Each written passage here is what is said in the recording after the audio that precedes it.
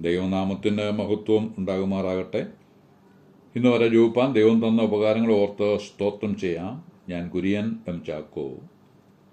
പരിശുദ്ധാത്മാവിനെ കുറിക്കുന്ന വാക്യങ്ങളാണല്ലോ നാം പരിശോധിച്ചു വന്നത്. പരിശുദ്ധാത്മാവ് ശക്തിയല്ല, ശക്തിയുള്ള വ്യക്തിയാണ് എന്ന് പറയുകയുണ്ടായി. എന്നാൽ പറഞ്ഞാൽ മാത്രം പോരല്ലോ, വ്യക്തമായ തെളിവും വേണ്ടേ? ദൈവവചനത്തിൽ നിന്ന് മേൽപ്പറഞ്ഞ വിഷയത്തിന് വ്യക്തമായ തെളിവുകൾ നിരത്തുക എന്നതാണ് ഇന്നത്തെ പാഠത്തിലൂടെ ഉദ്ദേശിക്കുന്നത്. ബൈബിൾ തുറന്ന് പരിശുദ്ധാത്മാവിനെക്കുറിച്ച് യേശു കർത്താവ് സംസാരിക്കുന്ന ഭാഗങ്ങളൊക്കെ പരിശോധിച്ചാൽ ആ ഭാഗങ്ങളൊക്കെ ഒരു വ്യക്തിക്ക് മാത്രം ചേരുന്ന വിശേഷണങ്ങൾ കൊണ്ട് നിറഞ്ഞതായി കാണാം.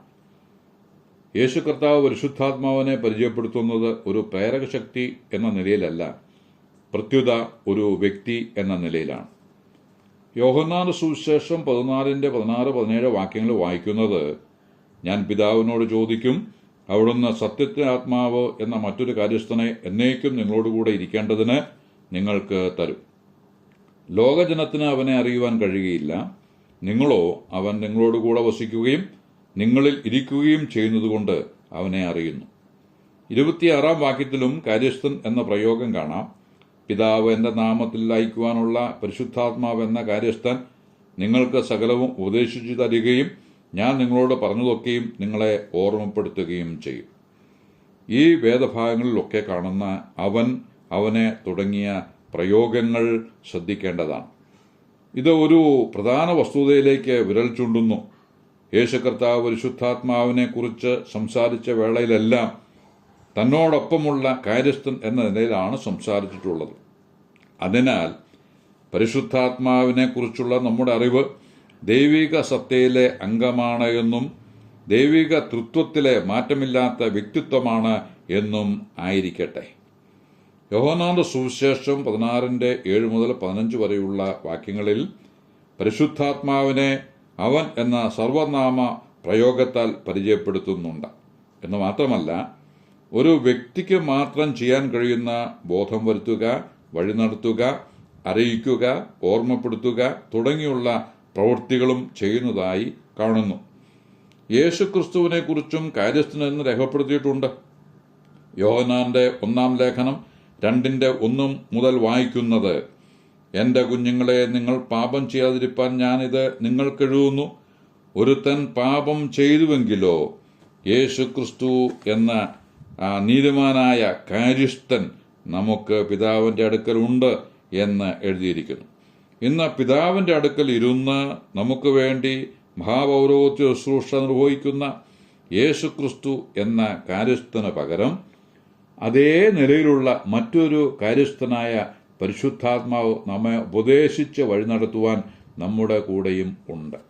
ആ സത്യമാണ് യോഹന്നാൻ സുവിശേഷം 14-16 നിന്ന് മുൻപ് വായിച്ചു കേട്ടത്. സത്യത്തിന്റെ ആത്മാവ് എന്ന മറ്റൊരു കാര്യസ്ഥൻ എന്നേക്കും നമ്മുടെ കൂടെ ഇരിപ്പാൻ ഉണ്ട് എന്ന്. ആ നിലയിൽ യേശുക്രിസ്തുവിനെ പോലെ വ്യക്തിത്വമുള്ള ഒരുവൻ തന്നെയാണ് പരിശുദ്ധാത്മാവ് എന്ന വ്യക്തം. പ്രവൃത്തികളുടെ പുസ്തകം 13-2-4 വരെയുള്ള വേദഭാഗത്ത് പരിശുദ്ധാത്മാവിന്റെ പ്രവൃത്തി ആവർത്തിച്ച് വരുന്നു.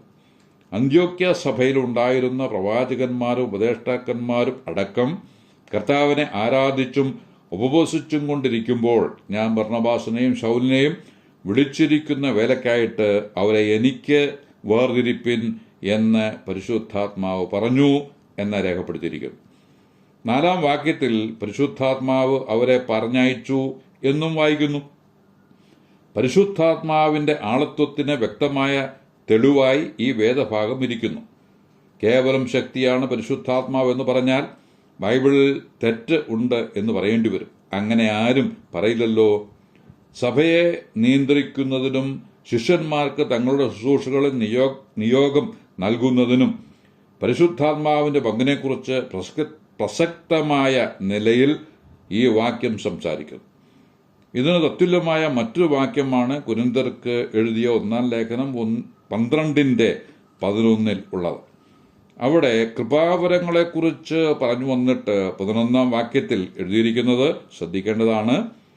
പരിശുദ്ധാത്മാവ് ഇച്ഛിക്കും പോലെ അവനവന് അതത് വരം പകുത്തു കൊടുക്കുകയാണ് ആത്മാവ് ചെയ്യുന്നത് എന്ന് രേഖപ്പെടുത്തിയിരിക്കുന്നു. ഇത് വളരെ പ്രധാനപ്പെട്ട കാര്യമായി മനസ്സിലാക്കണം. ആത്മാവ് തൻ്റെ പരമാധികാരത്തോടെ കൃപാവരങ്ങൾ പകുത്തു കൊടുക്കുന്നു. ഈ ഒരു കാര്യം ഗ്രഹിച്ചാൽ തന്നെ അനവധി സംശയങ്ങൾ പരിഹരിക്കപ്പെടും. പ്രവൃത്തിയുടെ പുസ്തകം 16:6 മുതൽ 9 വരെയുള്ള വാക്യങ്ങളിൽ പരിശുദ്ധാത്മാവിന്റെ പ്രവൃത്തി വീണ്ടും വെളിപ്പെടുന്നു. അവർ ആശയിൽ വചനം പ്രസംഗിക്കരുത് എന്ന് പരിശുദ്ധാത്മാവ് വിലക്കി. അതിനാൽ അവർ ഫുഗ്യയിലേക്കും ഗലാത്യാദേശത്തിലേക്കും പോയി. അവിടെ നിന്ന് അവർ മുസ്സയിലെത്തി. അവിടെ നിന്ന് ബുദ്ധിനയ്ക്ക് പോകുവാൻ ശ്രമിച്ചു. യേശുവിൻ്റെ ആത്മാവ് അത് സമ്മതിച്ചില്ല. അവർ മുസ്സ കടന്ന് ത്രോവാസിലെത്തി. അവിടെ വച്ച് പൗലോസിന് ദർശനമുണ്ടായി. രാത്രിയിൽ മക്കദോന്യക്കാരനായ ഒരു പുരുഷൻ അരികെ നിന്നു. നീ മക്കദോന്യയ്ക്ക് കടന്നുവന്ന് ഞങ്ങളെ സഹായിക്ക എന്ന് തന്നോട് പറയുന്ന ഒരു ദർശനം കണ്ടു. ഈ ദർശനം കണ്ടിട്ട് അവരോട് സുവിശേഷം അറിയിപ്പാൻ ദൈവം ഞങ്ങളെ വിളിച്ചിരിക്കുന്നു എന്ന് നിശ്ചയിച്ചു. ഞങ്ങൾ ഉടനെ മക്കദോന്യയ്ക്ക് പുറപ്പെടുവാൻ ശ്രമിച്ചു.